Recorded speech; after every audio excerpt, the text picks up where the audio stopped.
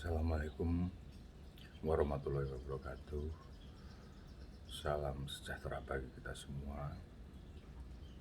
Om Swastiastu, Namo Buddhaya, salam kebajikan. Sobat budaya yang saya cintai, kali ini saya akan membahas tentang bagaimana saya mendapatkan wejangan atau ilmu bagaimana cara mengeprak yang baik dari Ki Mulyanto Mangkudarsono almarhum dalang Gondang Sabet dari Ngundaan Gondang Sragen. Di kala saya nyantrik kepada Ki Mulyanto itu sama sekali saya tidak diajarin untuk pegang wayang, untuk ngeprak, tapi saya cuman dikasih tahu atau teori untuk belajar sendiri. Tapi ketika saya menanyakan bagaimana cara mengeprak, Mas Mulyanto mengajarinya sangat unik. Kita tidak dihadapkan pada kotak, kemudian tidak dihadapkan pada deretan keprak yang telah ditata, kemudian beliau mengajari bagaimana jejak keprak dan segala macam. Tidak seperti itu, Bu. Tapi dia hanya bercerita. Ini yang pernah saya tulis dulu, belajar keprak secara imajiner. Jadi belajar keprak ini cuman di angan-angan saja, dibayangkan. Kalau tidak punya keprak juga boleh dilakukan dengan bersila layaknya seorang dalang. Kemudian kaki kanannya dipepetin kepada tembok duduknya, kemudian kakinya digerak-gerakkan seolah-olah ngeprak, seolah-olah nyisir keprak, seri, kemudian sekali gecok atau nendang ke tembok. Mas Mulyanto pernah bilang, "Bang, kowe ngerti wong mlaku kuwi apane dhisik?" Nah, pripun Mas? Wong mlaku kuwi sing jangkah sikile sik, tangane nembe ngetutke lembean. Dadi nek kowe wis jangkah sikil, sak jangka-jangkae engko tanganmu otomatis bakal ngetutke lakuning sikilmu sing diarani lembean. Maknanipun kados pundi, Mas? Artinya seperti apa? Filosofine nek kowe wis atul sikilmu kanggo ngeprak, kuwi mengko tanganmu otomatis wis bakal bisa ngetutke lakuning keprak. Sak obah polaing tanganmu kuwi engko sikilmu wis iso ngetutke apa sing dilakokke ning tangan. Artinya ketika seorang dalang belajar mendalang, teknis mendalang terutama keprakan dan sabet, itu bagi Mas Mulyanto harus mengutamakan keprakan dulu, harus mengutamakan kaki dulu. Kaki ini harus jadi, ibarat orang berlatih bela diri, kuda-kudanya harus kuat, dan refleksnya harus sudah ada. Gerak refleks ini penting karena nanti untuk merespon semua gerakan sabet yang ada di kelir yang dihasilkan oleh tangan ini akan otomatis sudah akan dikepraki oleh kaki kita kalau kita sudah apa itu namanya, sudah mempunyai refleks yang tinggi. Seperti alanya kita belajar bela diri, pencak silat kah atau apa. Kalau kita belajar tendangan terus, belajar pukulan terus, nanti secara otomatis kalau ada gerakan yang mengarah ke kita, otomatis tangan kita dengan refleks pasti akan menangkis. Itu yang juga udah pernah saya alami ketika di jurusan pedalangan. Kita bersama-sama Mas Joko Laksitono membuka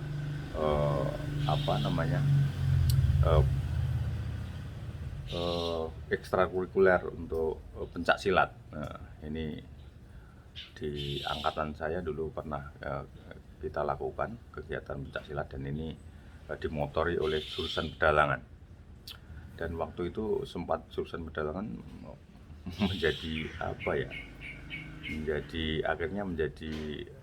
disegani oleh jurusan-jurusan yang lain, karena kita tahu juga di jurusan tari juga ada dulu seorang dosen yang memang panggilannya aja Mas Golok. Beliau memang satos awake lah, wis gali lah, sopo-sopo paneni. Tapi ketika jurusan pedalangan bersama Mas Joko Laksitono, kita mendirikan pencak silat, Mas Golek ini sering nonton, sering lihat, sering nongkrong.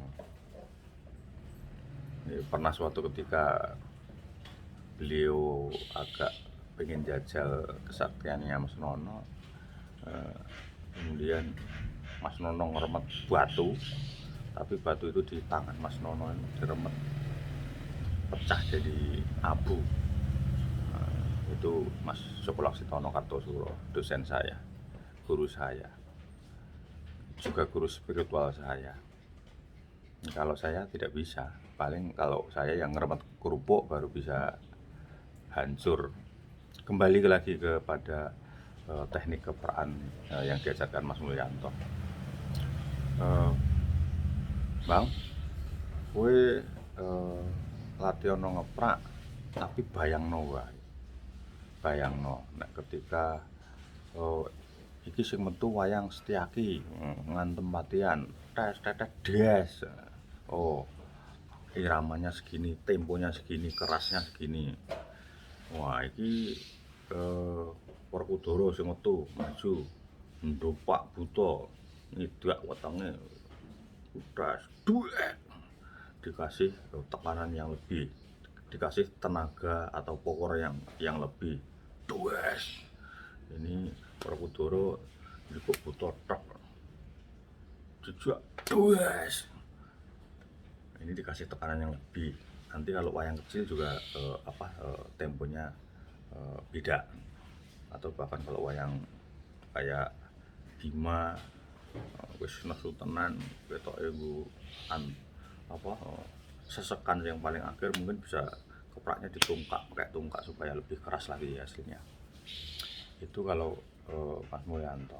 Jadi bayangno wae, Mbak, kowe nglatih imajinasimu, wayang apa sing metu mbok kepraki.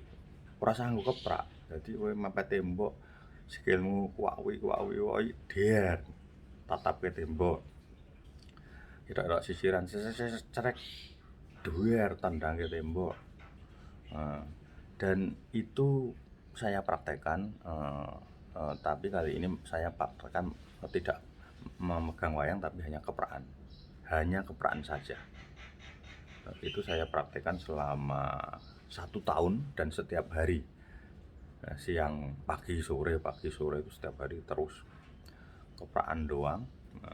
Kita latihan kepraan, teknik sabet gerak wayangnya cuman kita bayangkan saja, der der. Itu selama 1 tahun penuh, tapi tidak berhenti setiap hari, dan hasilnya ada. Sekarang pun bekasnya masih ada lah, bekas bahwa saya dulu bisa mengeprak bagus masih ada. Paling tidak sisirannya ajak, eh, dan sisiran dan kejukannya beda.